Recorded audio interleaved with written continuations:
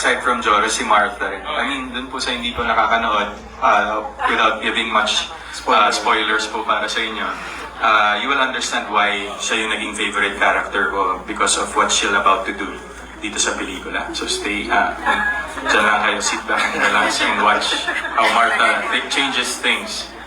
What was it like na medyo, you know, you found out early this year, biglang magkakaroon pala ng sequel after 5 years? Tagal lang hinintay nila?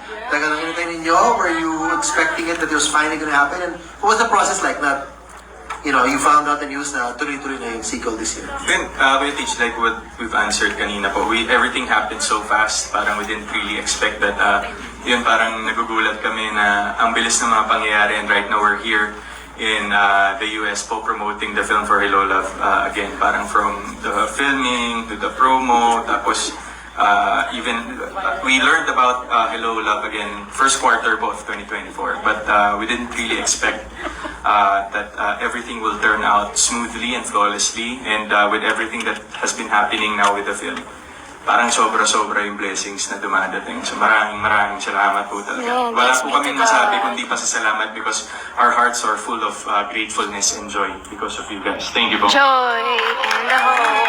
Ano lang, Kat, last message.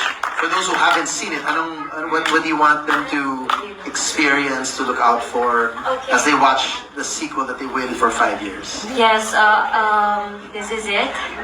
Lahat ng mga tanong nyo masasagot na in a few minutes. Again, our apologies for the delay.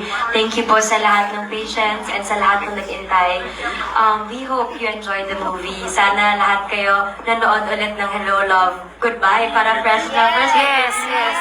Or maybe after this, diba, you can watch it naman on Netflix. But more than anything, sana lahat kayo after movie na to, sana you'll be able to find your homes. And sana this movie will give you hope. So, thank you once again for your support sa lahat ng first time manonood. Enjoy. Sa lahat ng mga umulit na, huwag niyo i-chika kung ano yung mangyayari. Quiet na lang po. And also, this is our last day in LA. So, maraming salamat po sa lahat ng nag-welcome since we arrived a few days ago. Then we're going to Canada next. So, just pray for us na sana magtuloy-tuloy to. And again, this success parte kayo nun. So, thank you so much sa lahat na nandito. Alright. Big round of applause for our star.